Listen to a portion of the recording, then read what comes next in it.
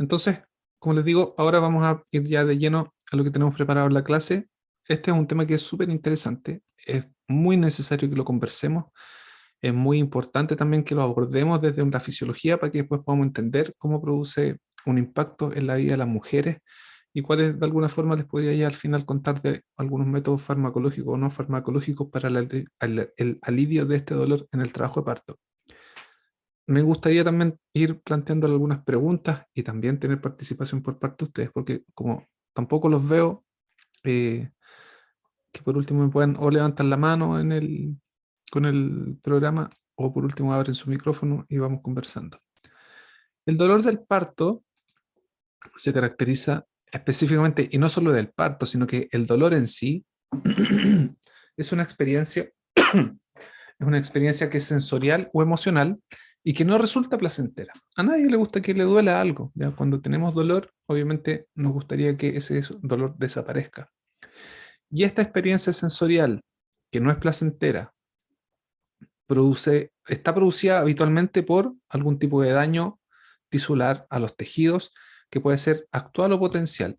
Y se describe en estos términos, ¿ya? Como que hay una experiencia sensorial o emocional que está relacionada con algún tipo de daño, que podría ser un daño que está presente, o incluso hay gente que hasta le genera dolor situaciones que todavía no ha vivido.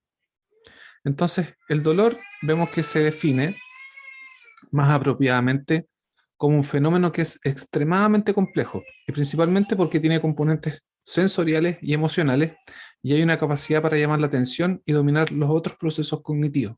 Por lo tanto, el dolor agudo es una constelación compleja, como les comentaba, que participa en experiencias sensoriales, perceptivas, emocionales, y también cuando hay emociones desagradables, esto desencadena respuestas autonómicas, ¿ya? Por lo tanto, el dolor está dentro de nuestro comportamiento también. Hay otra cosa que está muy relacionada con el dolor, que es el miedo, ¿ya? Y sobre todo cuando hablamos del dolor del parto, porque el miedo es una emoción que principalmente se caracteriza porque hay un intenso sentimiento que es principalmente un sentimiento desagradable, ¿ya? Que este sentimiento se provoca principalmente por la percepción de que hay un peligro, que puede ser un peligro real o supuesto, presente o en el futuro. Y hay muchas mujeres que sienten algún tipo de miedo, en más o menos medida, al ver que se acerca ya el momento del parto. Por lo tanto, el miedo al parto y el miedo al dolor en el parto es algo que lo llevamos inculcado dentro de nuestra cultura. Muchas veces de seguro ustedes deben haber escuchado gente que incluso puede decir, a mí el día en que me embarace no me gustaría sentir ninguna contracción y quiero al tiro que me hagan una cesárea para no sentir nada. ¿Han escuchado a alguien que ha hecho algún comentario parecido o similar a eso? O que diga, lo único que quiero es que apenas sienta dolor me pongan al tiro anestesia para no sentir nada. Sí, profe, yo sí lo he Muy escuchado. común. ¿Cierto? Y es algo que probablemente está muy presente en muchos círculos en los que nos movemos. ¿Y por qué? Porque efectivamente el dolor obviamente es algo que no es placentero. Cuando le vemos una connotación patológica, lo que tratamos es de buscar cualquier cosa que sea posible para tratar de eliminar ese dolor. Sin embargo, cuando entendemos el significado del dolor y la forma en la que éste se va presentando en el trabajo de parto, entendemos que es parte normal del proceso y lo asumimos como una parte del proceso que finalmente, eh, si es que se puede llevar adelante y que se puede tolerar, finalmente se puede llegar a un trabajo de parto sin la necesidad de llegar al alivio del dolor farmacológico con peridural, que es como el último eslabón, ¿ya? Que es el que tiene el mayor impacto en la reducción del dolor. Por lo tanto, quiero contarles que el dolor tiene un significado cultural. Los seres humanos aprendemos a reconocer determinadas sensaciones, como por ejemplo el dolor, y les damos un significado a partir de los valores y de los sentidos que la cultura nos muestra o en la cultura que nos insertamos. Y hay un ejemplo muy claro. En los años 50 había un sociólogo de apellido Zborowski y él ponía un ejemplo en donde decía, en Estados Unidos lo que se hace aquí en relación al dolor del parto es que se trata de evitar el dolor del parto a toda costa. Sin embargo, en Polonia se acepta que el dolor del parto era parte del proceso normal del trabajo de parto. Por lo tanto, el dolor del parto se espera como parte de ese mismo proceso. Mientras en Estados Unidos no se aceptaba y por lo tanto se trataban de buscar medios o alternativas para tratar de eliminarlo, en otras culturas, como les decía, se aceptaba como parte del proceso normal. Entonces, cuando hay un contexto favorable para aceptar el dolor como normal, es previsible que las mujeres van a tener menos miedo al dolor y van a enfrentar ese dolor de mejor manera. Por lo tanto, tenemos que entender de que hay algunas culturas donde va a ser mucho más marcado de que las mujeres van a tratar de evitar a toda costa el sentir algún tipo de expresión dolorosa o verse enfrentadas a situaciones que les pueden generar dolor. El dolor en el parto específicamente, como les decía, hay distintas visiones dependiendo de la cultura en la que se encuentre inserto. Y hay estudios que han ido comparando, como les decía, esto. También había un estudio que era como del 2010, en donde contrastaban cómo veía Estados Unidos versus cómo veían en Holanda el parto. Y en Estados Unidos se venía a repetir lo mismo que pasaba en los años 50. Principalmente se ve al dolor como algo que hay que eliminar, hay que paliarlo con anestesia. Y principalmente la visión que tienen las mujeres del parto es que es algo doloroso y arriesgado. En Holanda, por otra parte, la ideología dominante es de que el dolor es perfectamente soportable y tolerable y llevadero. Por lo tanto, eso hace también que las mujeres muestren menos miedo al dolor en el parto y también tengan menos miedo frente a lo que significa el parto. Por lo tanto, el cuerpo humano sigue siendo el mismo. Al estar inserto en distintas culturas, obviamente el comportamiento varía y la forma de enfrentar ese parto o ese trabajo parto también es muy distinta. Entonces, el dolor en el parto tiene un componente psicológico, tiene un componente cultural y también tiene un componente físico. En sí, el dolor en el parto es una acumulación de factores, como les decía, fisiológicos. Y cuando hablamos de fisiológicos, hablamos de lo que efectivamente genera daños tisulares. Hay, por ejemplo, distensión del canal del parto, específicamente la distensión del cuello uterino, la compresión del ligamento, eh, microdesgarros que se puedan producir a nivel del cuello uterino, la isquemia que se genera en el útero durante cada contracción. Pero también la parte psicológica y sociocultural viene de las experiencias previas, de la carga emocional con la que se enfrenta el trabajo de parto. Por lo tanto, la sensación dolorosa difiere sustancialmente de una mujer a otra. La percepción del dolor de las contracciones varía mucho entre una y otra mujer. Para algunas mujeres las contracciones pueden ser totalmente insoportables y para las otras puede ser llevadera. Incluso en algunos otros casos del otro extremo, el parto resulta un evento súper placentero. Por lo tanto, el dolor es muy complejo. Hay un modelo que habla de específicamente cuáles son los componentes del dolor. Ahí habla de cuatro grandes variables, de los componentes nociceptivos, de los motivacionales afectivos, de los sensoriales y de los cognitivos del comportamiento. Por lo tanto, el dolor específicamente durante el parto, como les decía, es un fenómeno complejo. Eh, Hay cuatro grandes dimensiones: estímulos nociceptivos, sensoriales, afectivo-emocionales y cognitivos conductuales, los que se relacionan por lo tanto con los estímulos propiamente tal, la intensidad, la sensación emocional que se ve asociada al dolor y también las respuestas o comportamientos frente al dolor. Entonces, ¿cuál es la gran tarea aquí? Principalmente es conocer la fisiología, es conocer el lugar físico y el equipo con lo que se cuenta y es conocer los protocolos. Eso es tanto para nosotros como profesionales, como para las mujeres y su entorno y sus familias. Es esencial para nosotros, por sobre todo, conocer la fisiología del parto. Y cuando somos capaces de conocer la fisiología del parto, sabemos cuándo es necesario o no la intervención.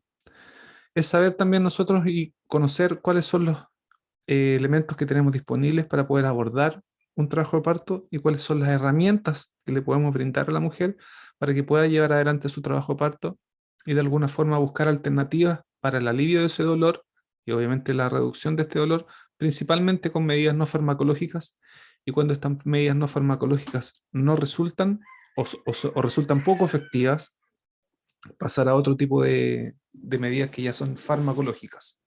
Y obviamente conocer cuáles son los protocolos de quienes pueden optar a uno u otros tipos de anestesia. Por lo tanto, la mujer, cuando también conoce sobre la fisiología del parto, conoce el funcionamiento del cuerpo humano y específicamente conoce la importancia de esta orquesta hormonal que se tiene que dar en el parto, eventualmente podemos llegar a ese equilibrio entre que se puede transitar en un parto con poca intervención, con progreso fisiológico, pero que tampoco sea un sufrimiento para la mujer. Ya, aquí no se trata de que todas las mujeres puedan tener sus partos sin ningún tipo de anestesia. Lo que se trata de buscar acá es de que la mujer pueda transitar durante su trabajo de parto, pueda entender que el dolor es parte de ese trabajo de parto y también la expresión de ese dolor de alguna forma se podría ir modulando. Y cuando se hace un dolor no soportable, poder acceder a algunos mecanismos o métodos que puedan ayudar a la disminución de ese dolor. No sé si tienen alguna duda hasta ahora o consulta. Ya, profe. Dígame. Más que nada, entonces se podría concluir de que si nosotros como futuras matronas o como profesionales de la salud educáramos a la usuaria respecto de la fisiología del parto y cómo funciona este, quizás ella llegaría con menos temor y esto causaría un menor dolor o una conciencia del dolor, ¿cierto? O sea, nosotros podríamos aportar un grano de arena, ¿ya? Una de las principales cosas que nosotros podemos lograr es empoderar a las mujeres y participar con distintos actores que están en torno a lo que significa el parto, de promover principalmente un parto fisiológico y entender de que el parto es un proceso fisiológico y por lo tanto se puede llevar adelante. Llevamos miles de años naciendo por partos, por lo tanto se puede. Y Claro. también darle a conocer a las mujeres de que hay muchas alternativas para poder transitar ese trabajo de parto y no es solo una o no hay una única alternativa, que es la clásica que uno ve como en las películas donde llega la mujer al hospital y le colocan sueros, medicamentos, la anestesia, se provoca un poco Epidural, de gastritis. alborotos y gritos hasta que finalmente nace el recién nacido. Eh, lo ideal es que la mujer tenga, uno, alternativas para el alivio del dolor, porque no solamente basta con el manejo de la información, ¿ya? El dolor es algo que viene tan profundo y también después, más adelante les voy a mostrar otra cosa donde el organismo y la mente, bueno, no la mente, sino que la corteza neocerebral, se produce una desconexión de la neocorteza a nivel del cerebro de la mujer y hace que tenga una función un poco más primitiva, que es lo esperable que ocurra en el momento ya del expulsivo del trabajo de parto. Por lo tanto, hay cosas que van mucho más allá y son mucho más profundas, que solo con la información a veces no va a cambiar. Eh, el cambio es súper difícil porque, no sé, uno puede tener gente conocida, familiares, amigos, y yo le podría decir, no sé, una amiga que está embarazada y me dice, no, yo no quiero ni tener un parto, le voy a programar la cesárea, le voy a decir al médico que me programe cesárea, porque quiero que no sentir nada y quiero que nazca tal día, a tal hora en la mañana o en la tarde, y no quiero sentir nada. Yo le podría contar cuáles son los beneficios de esto, otro, pero a veces la historia familiar o la historia personal o la percepción que ya tengan sobre lo que significa el parto, porque culturalmente tiene tanto peso que solamente si yo se lo digo puede que no haga el cambio. Y este cambio es lento y es súper difícil de hacer, pero se ha hecho y se ha hecho en otros lugares. Y un poquito más adelante les quiero mostrar específicamente cómo nosotros podemos lograr de que el trabajo de parto pueda transitar de forma normal, fisiológica, y entender que ese dolor se relaciona con hartos procesos hormonales, dentro de lo que significan catecolamina, prolactina, oxitocina. Eh, hay una orquesta hormonal que está participando de ese proceso del parto. ¿Alguna otra duda o consulta? Ya, continuamos entonces. Ahora, como les decía, el parto tiene de alguna forma algo de lo que podemos entender de cómo funciona desde el punto de vista fisiológico. Hasta el día de hoy no está todo descrito en 100%, pero sí hay mucho avance y entendemos de cómo funciona este reloj placentario, el efecto de la progesterona, de los estrógenos, algunos uterotoninas o uterotropinas que van a participar, y hay un montón de eventos que hacen que se inicie el trabajo de parto. Pero el dolor también tiene su fisiología. Y como les planteé en un comienzo, todos los procesos fisiológicos espontáneos del organismo son indoloros, ¿ya? Por lo tanto, si todos los procesos espontáneos de nuestro organismo, como la respiración, la digestión, el que late nuestro corazón, son espontáneos e indoloros, ¿qué pasará entonces con el dolor del parto? ¿Un parto fisiológico es un parto sin dolor? Entonces, ¿un parto patológico es un parto con dolor? No, porque probablemente el dolor va a estar presente en todos los partos. Y la percepción del dolor también va a ser súper variable dependiendo de la mujer. Hay una variabilidad individual que es muy marcada. Eh, por ejemplo, para algunas mujeres, de un 100% de mujeres, probablemente un 20% va a referir que el dolor en el parto es algo como insoportable. Un 30% va a decir es un dolor severo. Un otro 30 o 35% va a decir es un dolor moderado. E incluso un 15% de las mujeres podría decir es un dolor mínimo, totalmente tolerable, o no me dolió, fue doloroso, pero fue tolerable, ¿ya? Es muy difícil de que no tenga ningún tipo de dolor, pero puede ser doloroso y muy tolerable, ¿ya? Entonces, ¿cómo se origina este dolor en el parto? ¿Cuáles son principalmente los desencadenantes? Tenemos que en el parto hay distintos tipos de respuestas y principalmente encontramos que hay una respuesta cortical al dolor, y esto se origina principalmente porque son variables que dependen de la percepción del dolor, de la magnitud del miedo, la ansiedad, la edad y otros factores. Y hay respuestas que son fisiológicas al dolor. Por lo tanto, la contracción uterina es un elemento que genera dolor. El dolor perineal también, sobre todo cuando ocurre ya en la distensión del cuello uterino y la distensión del perineo o en la salida de la cabeza del feto. Entonces, esta respuesta fisiológica al dolor en la mujer principalmente se relaciona con la liberación de hormonas como el cortisol, la respuesta del sistema nervioso simpático, el aumento en el consumo de oxígeno, hay una hiperventilación, aumenta la frecuencia respiratoria, sube la presión arterial, aumenta el gasto cardíaco, hay mayor resistencia vascular, demora el vaciamiento gástrico. Por lo tanto, estas son respuestas fisiológicas al dolor. Y el dolor presenta dos grandes orígenes. Había otra imagen que había un autor que plantea como cuatro áreas que se interrelacionaban unas con otras. Aquí hay otro autor, ya este específicamente una fisióloga italiana, Verena Smith, y que plantea que el dolor presenta dos orígenes en particular. Un origen que está relacionado con estímulos periféricos y otro que está relacionado con estímulos centrales. Los estímulos periféricos específicamente corresponden a la respuesta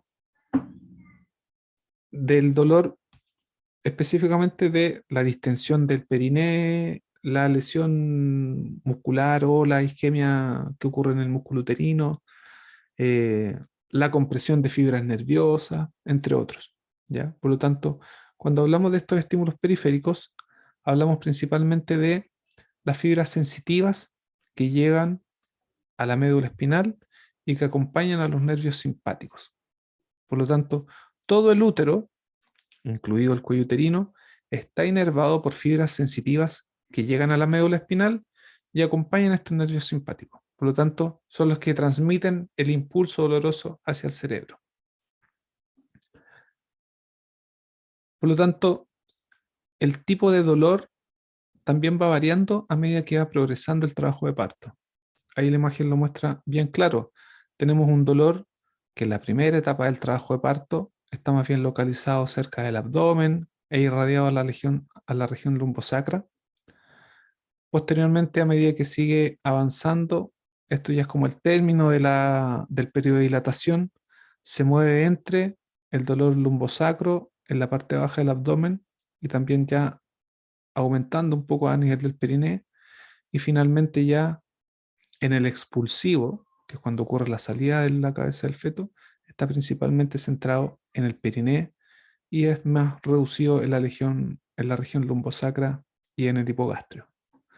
Por lo tanto, ese dolor va a ir variando en cuanto a su ubicación y a la percepción que tiene la mujer de ese dolor. No me acuerdo si que lo tengo más adelante, pero bueno, lo podemos ver al tiro. El origen del dolor en el trabajo de parto asociado a las contracciones tiene una característica que es bien particular. ¿Cuáles piensan que podrían ser las características que lo diferencian del dolor en el expulsivo? Además de la ubicación.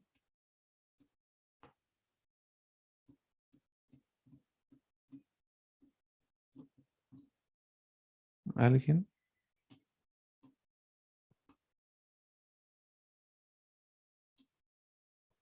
A mí al menos, profe, no se me ocurre. Ya. Quizás la frecuencia o la intensidad. ¿Ya? No sé, yo me imagino que el dolor antes del expulsivo, o sea, de todo el trabajo de parto, debe ser como un dolor intermitente y quizás más intenso.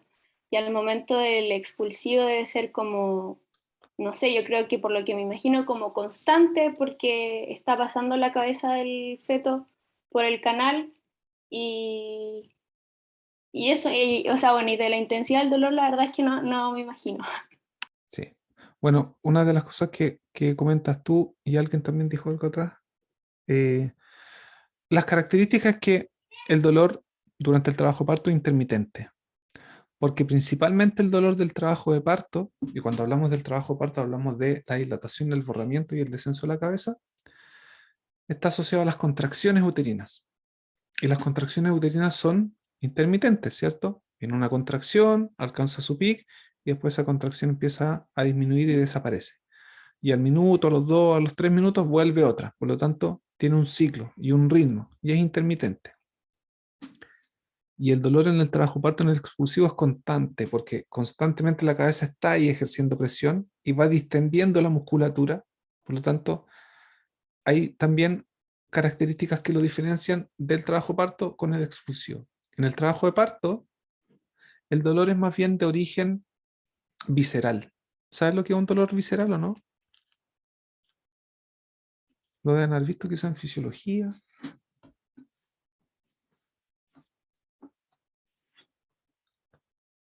Imagínense cuando ustedes tienen un dolor, no sé, les duele el estómago. ¿Saben específicamente en qué parte del estómago les duele? No, porque es un dolor que es más bien difuso e irradiado. Ese es el dolor visceral, es como el dolor de órganos.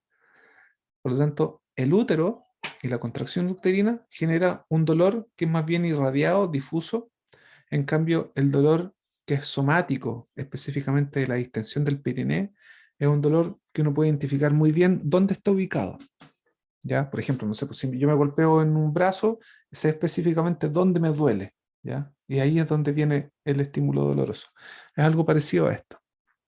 Por lo tanto, cuando nosotros vamos avanzando en este trabajo de parto, vemos que, como les decía, la primera etapa del parto principalmente se caracteriza por la dilatación del cuello uterino, el alargamiento del segmento inferior del útero, y este dolor en la primera etapa del parto se asocia a un dolor visceral. Ese dolor visceral se relaciona principalmente con las contracciones uterinas, con la dilatación del cuello uterino, y este dolor es típicamente un dolor que es como difuso, que está ubicado en la parte inferior del abdomen, se irradia hacia la espalda y hacia también la zona lumbosacra. Durante este periodo de dilatación hay estímulos dolorosos que vienen principalmente por la distensión mecánica del segmento inferior, ¿ya? Que también vienen por la distensión del cuello uterino. Por lo tanto, hay mecanorreceptores en el miometrio que también pueden generar estímulos, ¿ya? Y por lo tanto dan esta respuesta de las contracciones uterinas y por lo tanto la intensidad del dolor vemos que aumenta comúnmente a medida que va avanzando la dilatación. La intensidad del dolor se percibe de una más baja intensidad cuando está iniciando ese trabajo de parto, y a medida que el trabajo de parto sigue progresando y avanzando, y mientras más dilatación y más borramiento tenemos, también la sensación del estímulo doloroso se hace mayor. Y vemos que también durante este proceso de dilatación y de borramiento, principalmente vamos a encontrar de que las contracciones van a ser el gran estímulo doloroso. Cuando pasamos a la segunda etapa del parto, y específicamente ya hablamos de la salida de la cabeza a través de los genitales, vemos que aquí el dolor proviene de la dilatación propiamente tal del cuello uterino, del estiramiento de las estructuras perineales, de la distensión y dilatación del piso pélvico, ya que a través del nervio pudendo envía información, y aquí predomina el dolor somático. Este dolor somático ocurre principalmente cuando la cabeza del feto va descendiendo a través de la pelvis, y por lo tanto va generando presión en estructuras, distensión de la musculatura, ¿ya? Y también isquemia en el tejido. Por lo tanto, es un dolor que es mucho más localizado. Tenemos entonces, bueno, eso es como un resumen. De ahí habla del dolor en la primera etapa del trabajo parto y después en la segunda etapa que corresponde al expulsivo. Ahí sale como el resumen de cuáles son los estímulos dolorosos, el tipo de dolor visceral somático y las vías por las cuales se envía el impulso doloroso hacia el cerebro.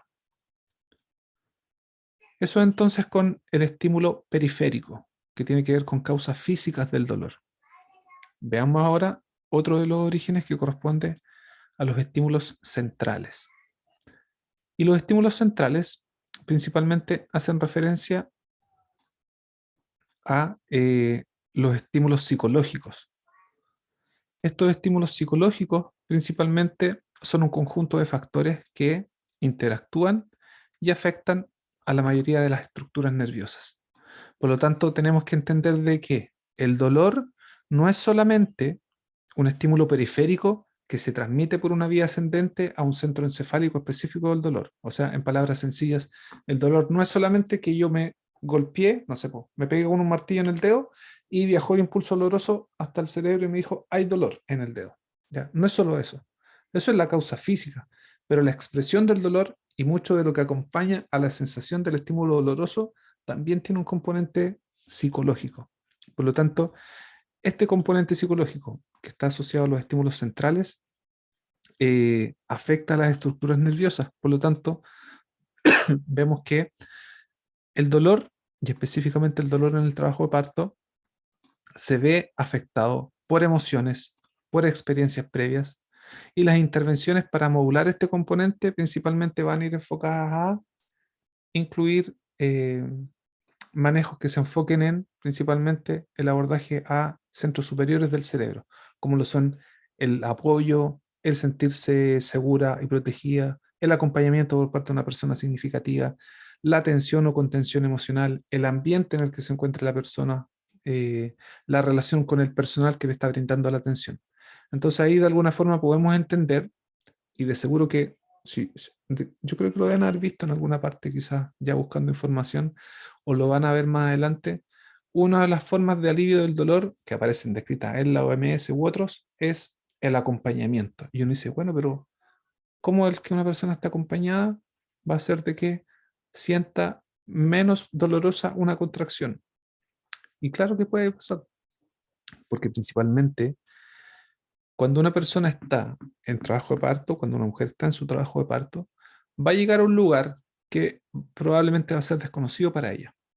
Se va a enfrentar al personal de atención que van a ser el médico, el matrono, la matrona, las personas que trabajan en los TENS, gente que no conoce, que probablemente no fue la misma matrona que la controló durante todo su control de embarazo. Y llega a un entorno hospitalario en el cual se siente sola, donde no hay gente que la esté acompañando y probablemente no está eh, con alguna persona significativa. Por eso que hoy en día resulta tan importante la participación o de la pareja o de alguien significativo para que le dé esa contención emocional. Porque finalmente lo que se está haciendo ahí es que se está haciendo una intervención a nivel de centros superiores del cerebro.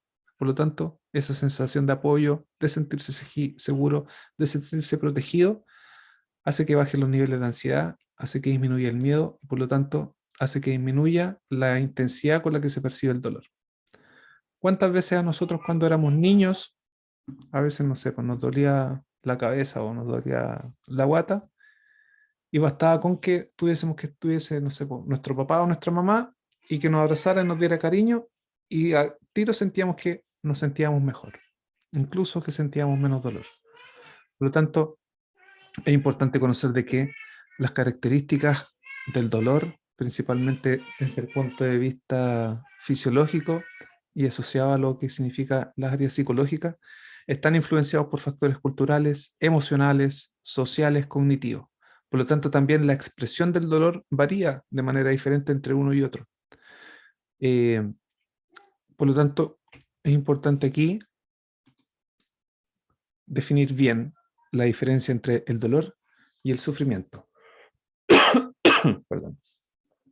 El propósito de las intervenciones, ¿ya? El propósito de las intervenciones para el alivio del dolor en el trabajo de parto deben prevenir el sufrimiento, ¿ya? Por lo tanto, hay que tener en cuenta también de que ese sufrimiento igual va a tener efectos sobre la madre y sobre el niño. Por lo tanto, el sufrimiento se define como la incapacidad de una mujer para activar sus propios mecanismos de alivio del dolor o cuando hay una insuficiencia de que los mecanismos de alivio del dolor son insuficientes y no pueden hacer frente a la situación. Entonces, para prevenir el sufrimiento, nosotros como profesionales debemos abordar las diversas dimensiones del dolor. Hay que prestar atención principalmente al área afectiva emocional. ¿Y por qué? Porque el estrés genera principalmente la liberación de catecolaminas y la liberación de catecolaminas ralentiza o hace más lento el trabajo de parto y también eso hace que efectivamente sea más probable que se empiecen a producir más intervenciones obstétricas. Y el sufrimiento, diferenciado del dolor, ocurre cuando una mujer es incapaz de activar sus propios mecanismos para hacer este frente al dolor, como les decía. Entonces, resumiendo de forma más simple, cuando tenemos estrés emocional, cuando tenemos ese estrés emocional, se activa el sistema nervioso simpático.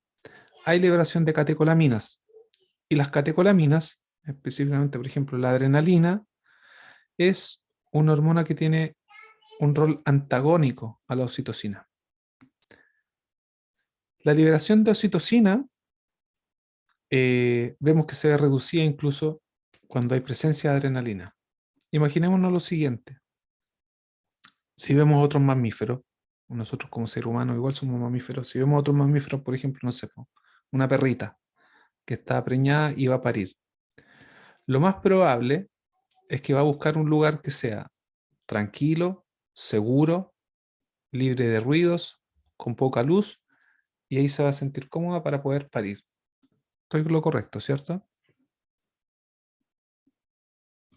Ustedes me Sí, tienen que ir apoyando pues, para que no parezca Igual. monólogo solamente. Sí, profe, sí lo hacen, Ya. hacen eso bien. ¿Qué pasará si es que a esa misma perrita nosotros vamos, llegamos los 16 que estamos aquí, prendemos la luz, tratamos ahí de poner los celulares? ¿Qué va a pasar con ese trabajo de parto? ¿Se puede estresar, profesor? Se va a estresar. Lo más probable es que incluso se pare y se vaya a otro lugar. ¿Por qué? Porque estamos generando la activación del sistema nervioso simpático. Y recordemos que el sistema nervioso simpático es nuestro sistema de lucha y huida. Por lo tanto, lo que estamos generando aquí es liberación de adrenalina y estamos interviniendo directamente en el progreso del trabajo de parto, porque estamos interfiriendo con la participación que debería generar la oxitocina. Entonces, como les decía, el dolor tiene hartas características. El dolor del trabajo de parto tiene hartas características que lo diferencian de otros tipos de dolores. Primero, el dolor del trabajo de parto es un dolor intermitente, que tiene una dinámica individual y que se va regulando por las propias necesidades de la mujer y el feto. La sensación del dolor, como les decía, era un efecto de un conjunto de factores tanto fisiológicos como psicológicos. Y este trabajo de parto, nosotros vemos de que el dolor presenta ritmo y varía en función de factores individuales. ¿A qué me refiero? De que tiene ritmo o dualidad. tenemos una contracción que se genera dolor. Y cuando esta contracción empieza a desaparecer, se acaba el dolor. Y después viene otra contracción y hay un impulso, un estímulo doloroso, y después desaparece ese estímulo doloroso. Y después viene otra contracción y genera dolor, y después cuando pasa esa contracción, disminuye o desaparece el dolor. Por lo tanto, el dolor en el trabajo de parto no es un dolor constante que se mantiene durante todo el tiempo sin parar. Entonces, este dolor, nosotros vemos que principalmente también va a ir de la mano con una cascada hormonal, en la cual tenemos que participa la oxitocina, la prolactina, las endorfinas. La oxitocina, que es la hormona más característica del trabajo de parto, que tiene un rol no solamente en la generación de contracciones, sino que también tiene una participación importante, lo vimos, si no me equivoco ya en una de las clases pasadas, en los procesos cognitivos u otros. Esta oxitocina, además de generar la contracción uterina, estimula a la liberación de prolactina. Y esta prolactina, además de cumplir su función relacionada con la lactancia, y esta prolactina en el trabajo de parto tiene un rol importante en la protección del metabolismo del feto durante el trabajo de parto. Y de la misma forma, como la prolactina se ve estimulada por la oxitocina, esta prolactina estimula las endorfinas. Y las endorfinas son los analgésicos naturales que están en nuestro organismo. Entonces, viene una contracción, apareció la oxitocina. Esa oxitocina estimuló la prolactina, esa prolactina estimula la liberación de endorfinas. Por lo tanto, se genera un dolor, pero esa misma generación del dolor induce a la liberación de endorfinas. Hay tres hormonas que juegan un rol vital también en el parto y en el inicio del parto y en el progreso del parto, que son las catecolaminas, la oxitocina y las endorfinas. Estas hormonas idealmente deberían estar bastante bien orquestadas, porque cuando se pierde esa orquesta, se empieza a alterar el progreso del trabajo parto y también el estímulo doloroso. Como les decía, la oxitocina es súper conocida por el rol que tiene en la generación de contracciones uterinas durante el trabajo de parto. ¿Recuerdan ustedes dónde se produce esta oxitocina o no?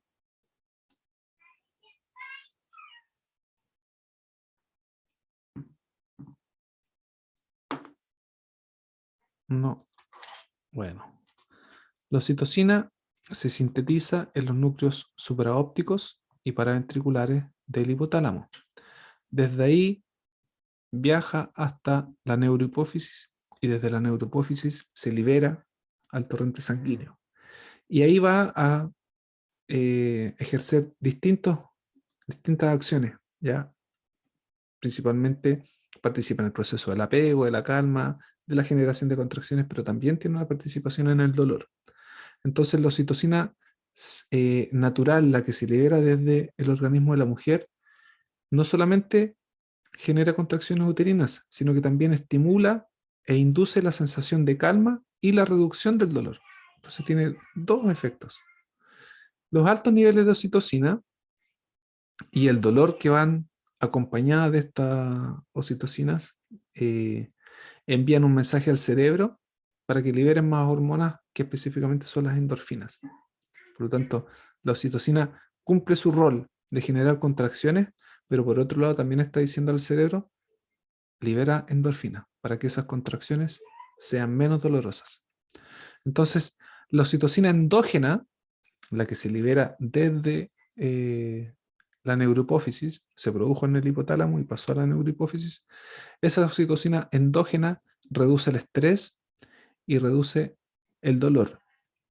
La oxitocina sintética, por otro lado, que es la que se administra por vía endovenosa, esta oxitocina no atraviesa la barrera hematoencefálica en cantidades significativas. Por lo tanto, no produce estos efectos centrales. ¿Se entiende a qué quiero llegar? Si yo administro entonces oxitocina exógena, sintética, la que viene en el medicamento en un frasco, en una ampolla de vidrio, y la administro por vía endovenosa, ¿cuál va a ser el efecto que va a tener esa oxitocina? Lo planteo con una pregunta abierta.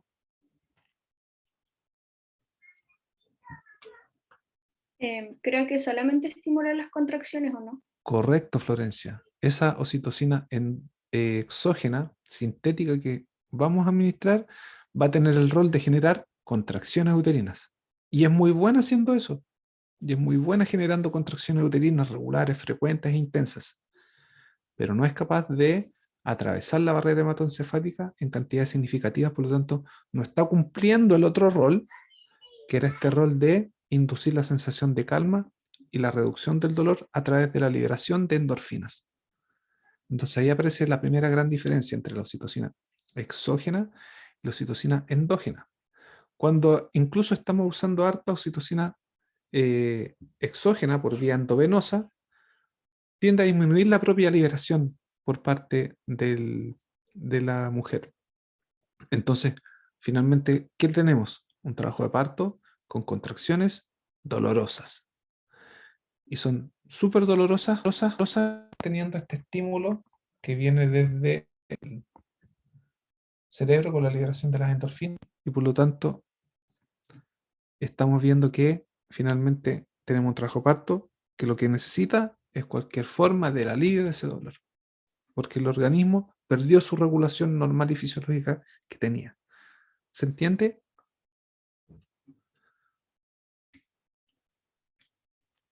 Sí, profe, sí se entiende. Ya. Entonces eso trae una cascada de intervenciones. Imaginémonos, tenemos una mujer que está en trabajo de parto, 4 centímetros de dilatación, y dicen ya, coloquémosle oxitocina para acelerar el trabajo de parto, para que nazca más rápido, que se acorte el periodo del trabajo de parto, porque las contracciones que tiene son de mediana intensidad ya, pero coloquémosle más oxitocina. Y si le colocan más oxitocina exógena, ya por vía endovenosa, las contracciones van a ser muy intensas, van a ser, a cumplir su trabajo, van a ser frecuentes, intensas, bien regulares, pero van a ser dolorosas. Entonces, ¿qué va a pasar ahora de la mano? Ese dolor va a ser menos tolerable, va a ser más intenso. ¿Y qué es lo que requiere? Del manejo con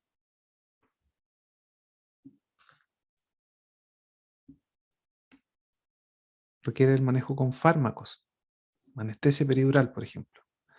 ¿Y qué pasa si ahora ya tengo esa misma embarazada, que era una embarazada sin patología, de bajo riesgo?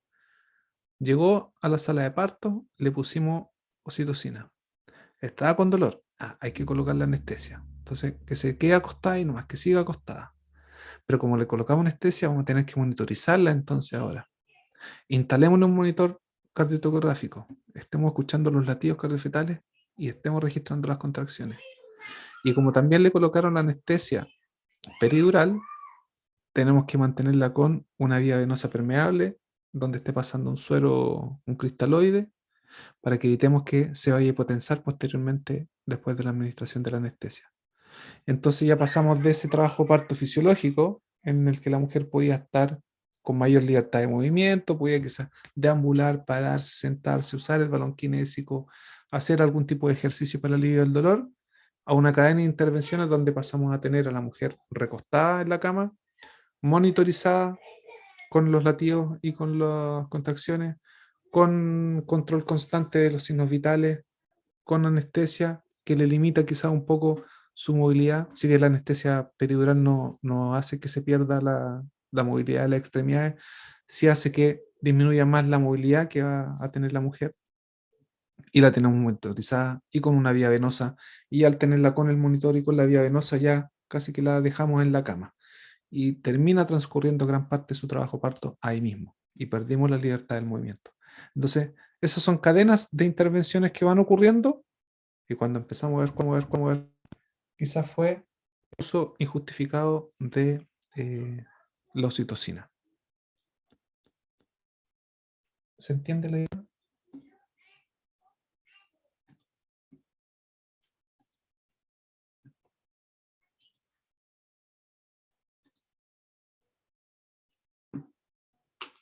¿Me escuchan o no?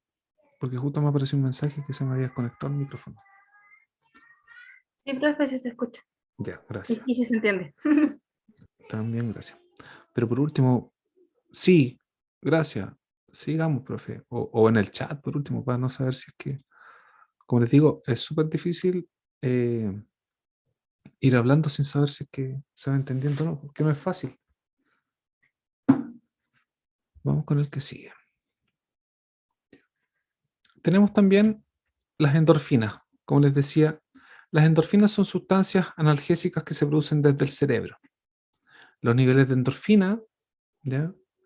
Que se pueden medir en sangre se van elevando durante el embarazo y aumentan mucho más en el trabajo de parto y van a disminuir después de que ocurra el nacimiento. Por lo tanto, a través de la liberación central, ¿ya? Desde a nivel cerebral, las endorfinas alivian el dolor y alteran el estado de conciencia de la madre. Las endorfinas activan circuitos centrales de recompensa y placer y crean una sensación de bienestar en la madre, y no solo la madre, sino que también en el niño o niña. Por lo tanto, la liberación durante estas interacciones, eh, incluso después del nacimiento, en el momento de la lactancia, son súper importantes porque motivan y recompensan el contacto y la lactancia entre la madre y el recién nacido. Entonces, el nacimiento fisiológico produce altos niveles de endorfina, y también esos altos niveles de endorfina están representados en la leche materna y ayudan al recién nacido con la adaptación inicial. Por lo tanto, las endorfinas son el principal analgésico endógeno que tiene la mujer. Ahora, el dolor tiene una función como un estímulo endocrino. El dolor intermitente va generando pic de estrés en la mujer. Con esto aumenta la liberación de catecolaminas y lo que a su vez también estimula la producción de endorfinas. Al inicio del trabajo de parto, como ustedes saben, las contracciones uterinas son irregulares y una vez que ya se inicia el trabajo de parto en la fase activa, las contracciones se hacen más regulares, más intensas y más frecuentes. El cuerpo de la mujer necesita una estimulación regular. Esta estimulación regular y frecuente, adivinen quién la da. El dolor del parto, que también es intermitente. Por lo tanto, lo que está pasando aquí, que se grafica acá abajo, es que este dolor intermitente va generando pics de estrés y esos pics de estrés van generando liberación de catecolaminas y esas catecolaminas van generando liberación de endorfinas. Y por eso que es intermitente este dolor y no es continuo. ¿Por qué? Porque cuando las catecolaminas se comienzan a producir de manera constante, y no con estos pics que les mostré recién, cuando se hace de manera constante, lo que va a pasar es que ya finalmente terminan inhibiendo la producción de endorfinas.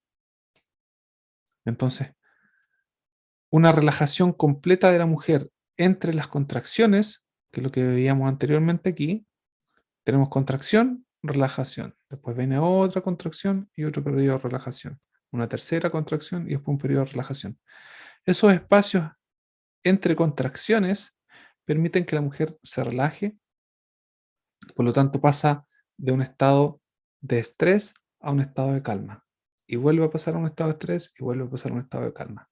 Entonces lo que estamos viendo aquí es que hay un equilibrio entre lo que es el sistema nervioso simpático y parasimpático. Se activa el sistema nervioso simpático y después se activa el parasimpático. Y eso es lo que uno esperaría que ocurra de forma normal durante el trabajo de parto. Cuando tenemos mucha activación del sistema nervioso simpático, significa que tenemos mucha liberación de catecolaminas. Y la liberación constante de catecolaminas inhibía la liberación de endorfina. Entonces ya tenemos que se disminuye este impulso de alivio del dolor, que viene principalmente dado por las endorfinas. Es importantísima la interacción del sistema nervioso simpático con el parasimpático. De forma normal, el trabajo de parto, como les digo, va transcurriendo en esta dualidad, ¿ya? Y en esta intermitencia entre dolor y relajación, dolor y relajación. Y es lo que permite que de forma fisiológica vaya progresando el trabajo de parto, por lo tanto, la percepción del estímulo doloroso es menor, ¿ya? No significa que no le va a doler nada, pero es más tolerable y es más llevadero. Y tiene momentos de dolor, pero después tiene momentos de profunda calma. Y en eso se va moviendo hasta que finalmente ya llega al momento del parto en específico. Veo por aquí el chat. Qué complejo, podría explicarlo otra vez ya. ¿Qué parte específicamente? No sé si era de ahora o era de antes, Lenny. De ahora, profe, lo de las catecolaminas y las endorfinas, ahí me enredó un poco. Ya, es muy parecido a lo que les expliqué hace un rato atrás con la prolactina. Cuando se produce un pic, ¿ya? Y hablamos de pic como estos aumentos. A ver, ¿dónde habrá algún lápiz o marcador por aquí? Esto parece que pluma. Ya. Ahí no está muy bonito, pero ese círculo me marca una contracción, ¿ya? Y después aquí tenemos otra contracción y otra contracción y una cuarta contracción. Acá tenemos un periodo de relajo, donde no hay estímulo doloroso, ¿cierto? Al pasar de este periodo de relajo a donde tenemos el estímulo doloroso, que principalmente va a estar generado por la contracción, y esa contracción lo que lleva obviamente a consecuencia es que se produce una isquemia de la musculatura uterina, esa contracción empuja al feto a través del canal del parto y la cabeza del feto lo que hace es que sigue distendiendo el cérvix o el cuello uterino, y eso genera dolor. Este pic de dolor produce liberación de catecolaminas. Y a su vez, esas catecolaminas inducen a que se liberen endorfinas. Uy, qué feo eso. Endorfinas. Por lo tanto, esas endorfinas van a actuar para que disminuya la intensidad del estímulo doloroso. Y después pasamos un periodo de calma, en donde no tenemos contracción. Y después pasamos de nuevo al mismo ciclo. Viene liberación de oxitocina, esa oxitocina libera catecolaminas, esas catecolaminas liberan endorfina y se hace tolerable la contracción. Y pasamos a este periodo de estrés con activación del sistema nervioso simpático a un estado de calma con la activación del sistema nervioso, que es difícil escribir con esto, parasimpático. Entonces, de esa manera se va transitando.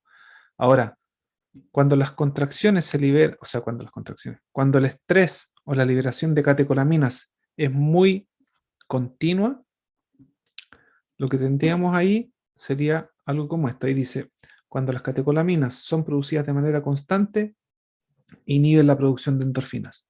¿Qué eventos podrían producirnos liberación de catecolaminas o de endorfina o sea, de catecolaminas, adrenalina y noradrenalina? Específicamente lo que nos activa el sistema nervioso simpático de lucha y huida. Eventos estresantes.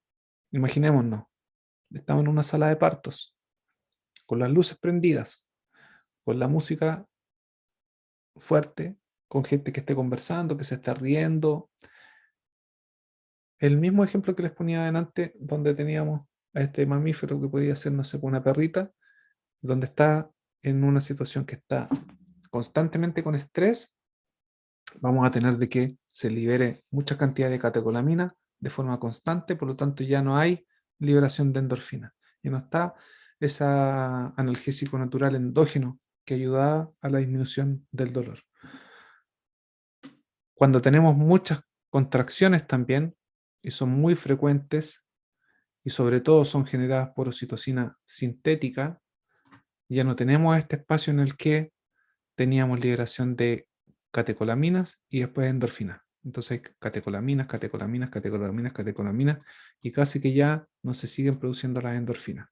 Entonces, esto genera mucho dolor. ¿Se entiende?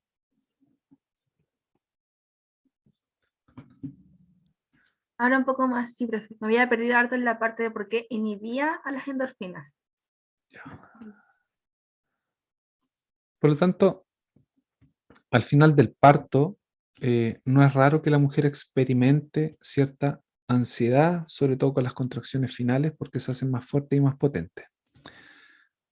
Y es bien complejo el trabajo de parto, porque durante el trabajo de parto estábamos transitando con lo que les vengo explicando recién, pero llegado el momento del expulsivo, lo que está pasando aquí es que ya al final del parto hay un aumento en la liberación de catecolaminas, lo que hace que la madre ya esté más alerta, más concentrada y que tenga la fuerza suficiente para poder llegar al momento del expulsivo.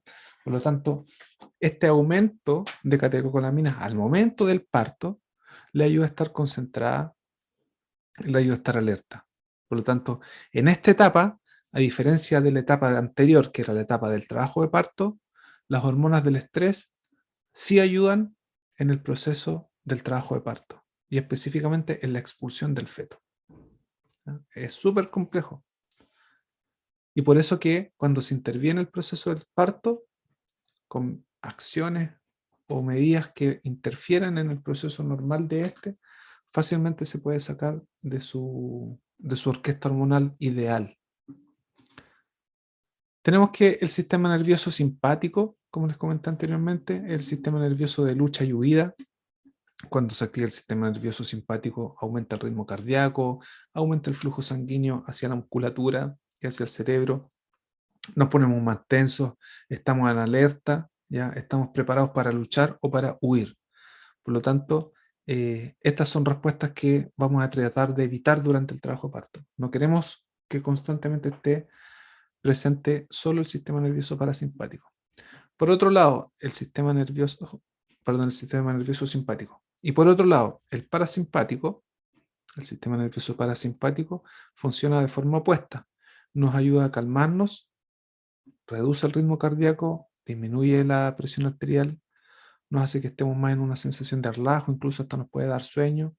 Y principalmente aquí es cuando se envía todo mucha sangre al sistema o a los órganos digestivos y reproductivos, ¿ya? Por lo tanto, estos dos sistemas van a trabajar juntos como el yin y el yang, de alguna forma para pasar por este periodo de excitación y de calma.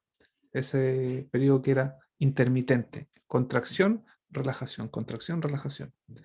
Por lo tanto, el sistema nervioso parasimpático puede aportar grandes beneficios al trabajo parto, ayuda también a las mujeres a sentirse más tranquilas, más relajadas y libera hormonas que nos van a ayudar como para enfrentar el estrés. Por lo tanto, una de las cosas importantes es conocer la fisiología del parto. Entonces, la interacción entre la oxitocina y los sistemas de estrés durante el trabajo de parto nos van a permitir conocer de alguna forma cómo podemos orientar la mejor atención que queremos brindar. El útero, específicamente, está inervado por el sistema nervioso autónomo. Las fibras nerviosas eferentes o las fibras eh, salientes, tanto simpáticas como parasimpáticas, influyen en la función que tiene el útero. Entonces, el sistema nervioso, las neuronas o las neurofibras eferentes, lo que están haciendo es que transportan el pulso nervioso desde fuera del sistema nervioso central hacia los músculos o las glándulas. Entonces, bueno, para tratar de explicarlo un poco más fácil, la oxitocina que se libera en el cerebro durante el parto induce el alivio del dolor, disminuye los niveles de miedo y disminuye el estrés, ¿ya? Y lo que hace también es que la oxitocina estimula los comportamientos sociales de interacción. La activación de fibras parasimpáticas que vienen desde el útero y que van hacia el cerebro aumenta la liberación de oxitocina, ¿ya? Por lo tanto, lo que estamos viendo aquí es que se va a generar este reflejo de Ferguson, que si no me equivoco lo habíamos visto en una clase anterior.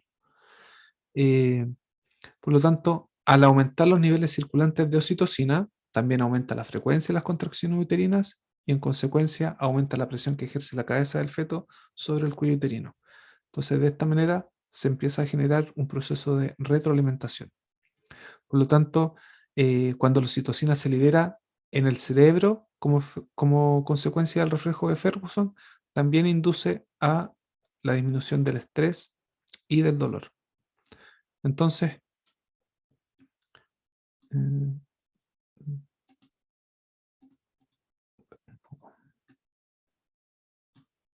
ahí sí. Entonces, cuando se activan los nervios simpáticos, lo que vemos es que se inducen fuertes contracciones uterinas y los nervios simpáticos también reducen el flujo sanguíneo hacia el útero. Entonces, los nervios simpáticos que inervan al útero también se activan, provocan contracciones uterinas y de esa manera tienen una interacción entre lo que significa el trabajo de parto. Ahora, cuando estos nervios simpáticos están constantemente activados, tenemos constantemente contracciones uterinas, tenemos constantemente una disminución del flujo uterino o del flujo sanguíneo hacia el útero, y eso genera también estrés y dolor.